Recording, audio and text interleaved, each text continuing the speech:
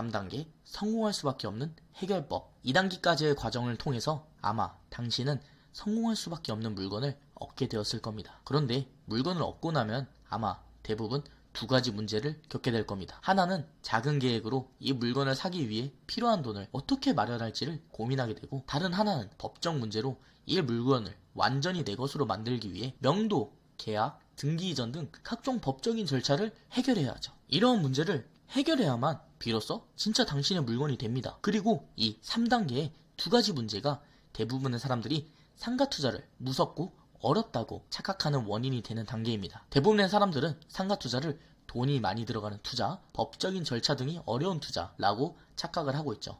최소 억 단위의 큰 돈을 마련해야 하는 상가 투자가 큰 돈이 필요하다고 착각하고, 아파트와 달리 영업장을 명도하고 인테리어 조건이 까다롭다고 착각하고 있죠. 그런데 사실 이 두 가지 문제는 정말 간단하게 해결이 가능합니다. 먼저 작은 문제에 대해서 해결해 보도록 하겠습니다. 상가 투자가 좋은 이유가 바로 이 자금에 대한 부담이 덜 든다는 겁니다. 부동산 투자가 처음이신 분들은 아마 의아할 텐데요. 제 영상을 보신 분들이라면 아시겠지만 부자가 되기 위해서 우리는 레버리지를 잘 활용해야 합니다. 그리고 부동산 투자에서는 대표적으로 이 대출이라는 레버리지를 통해서 돈을 은행이 대신 내게끔 하죠. 그런데 대부분 다루는 부동산인 아파트나 빌라의 경우 이 대출의 비율이 40에서 60% 정도입니다. 그래서 1억의 물건을 사기 위해서 적어도 4천만 원은 종잣돈이 필요하죠. 그런데 상가는 이 레버리지가 가장 높은 비율을 차지합니다. 무려 80% 이상 대출을 해주죠. 심지어 여기에 신용대출까지 포함하면 프로를 대출만으로 해결할 수가 있습니다. 저 또한 실제로 이러한 방법으로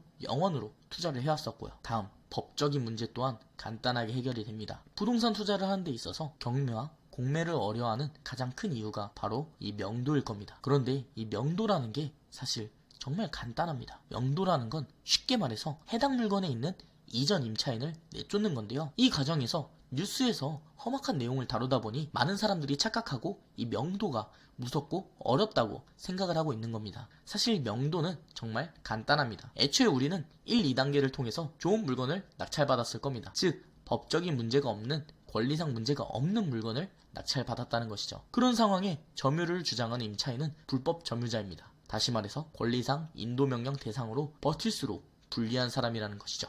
그런데도 그들이 버티는 이유는 두 가지 때문입니다. 하나는 버티면 안 되는 줄 모르거나, 다른 하나는 안타까운 사정으로 절실하거나 입니다. 그래서 우리는 이 두 가지의 경우만 해결해주면 되죠. 먼저 버티면 안 되는 줄 모르는 사람에게는 간단한 내용 증명을 통해서 설명해주면 됩니다. 양식도 필요 없어요. 그저 그 종이 안에는 그들이 어떤 잘못을 저지르고 있는지, 그들이 버티면 어떤 피해를 입는지, 그들을 돕기 위해 어떤 조치를 해줄 건지, 이 세 가지만 들어가면 나머지는 친절한 협의 의사를 밝히는 내용으로 작성해서 보내주면 됩니다. 꼭 내용 증명이 아니어도 되니까 종이에 이런 내용을 적고 문틈 사이로 넣어주세요. 그러면 상황을 잘 모르는 사람들은 대부분 이 내용을 보고 허겁지겁 연락하여 금방 방을 뺄 겁니다. 다음, 절실한 분들은 대부분 보증금을 못 받을까 걱정인 분들인데요. 이렇게 보증금이 절실할 정도의 분들은 대부분 적은 금액의 물건에 있는 임차인일 겁니다. 그런데 사실 이런 소액의 보증금이 묶인 임차인에게는 최우선 변제권이라는 제도가 존재합니다. 대한민국의 임대차 보호법은 서민계층에게 정말 후한 조건을 제공합니다. 그렇기에 대항력이 없더라도 우선 변제를 받을 수가 있는 제도가 있는 거죠. 그리고 이 보증금을 받기 위해서는 반드시 우리 낙찰자의 증명서가 필요합니다. 그렇기 때문에 이러한 문제를 해결하는 방법과 그걸 위해 우리에게 협조해야만 한다는 걸 앞서 말한 것처럼 종이에 간단한 내용으로 정리해서 알려주기만 한다면 즉시 방을 빼겠다는 연락이 올 겁니다. 오히려 감사하다며 감동의 연락을 받기도 하죠. 알던 것과 다르게 상가 투자의 명도와 자금 문제 정말 간단하게 해결 가능하죠. 저 또한 이렇게 간단한 방법으로 자금과 명도를 해결했습니다. 이 물건은 3.5억 원으로 낙찰을 받았지만 저에게 있는 돈은 신용대출로 받은 5천만 원 뿐이었죠. 그럼 나머지 3억을 어떻게 구했을까요? 우선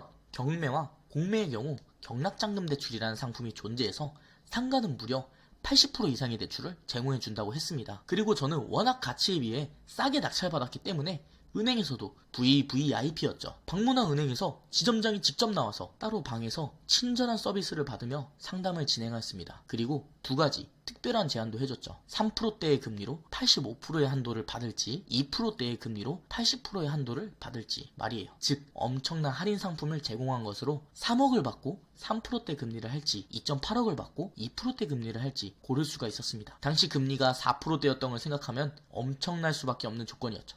저는 또 다른 작은 계획이 있었기에 2억을 2%대 금리로 받기로 했습니다. 그리고 제가 생각한 대로 남은 2천만 원을 얻을 수 있었고 영원으로 이 물건을 갖게 되었죠. 다음, 명도 문제도 있었습니다. 이 물건은 해당 건설사에서 무단 점유를 하고 있었죠. 분양에 실패해서 나온 물건으로 손해를 막대하게 본 건설사에서 이 물건에 무단 점유를 하고 있었던 겁니다. 강남의 큰 건설사에서 점유를 하고 있다고 해서 겁먹을 필요가 없습니다. 그들이 변호사를 선임하고 우락부락한 형들이 저를 방해했을까요? 아니요. 그들 또한 버티면 안 된다는 걸 모르는 직원들이 일을 처리합니다. 그럼 친절하게 모르는 걸 똑바로 알려주면 되는 거죠. 그렇게 친절하게 적은 3장의 내용 증명을 받은 건설사는 바로 다음날 연락이 와서 죄송하다며 문을 열어주더군요. 간단했습니다. 문서상 근거에서 말하는 공시를 증명하고 점유 권한이 없다는 걸 강조하며 불법 점유를 할 경우 생기는 피해보상금에 대해서 조금 더 강조해서 이야기를 술술 적어줬더니 바로 도망가더군요. 이렇게 간단하게 두 가지 문제를 해결하여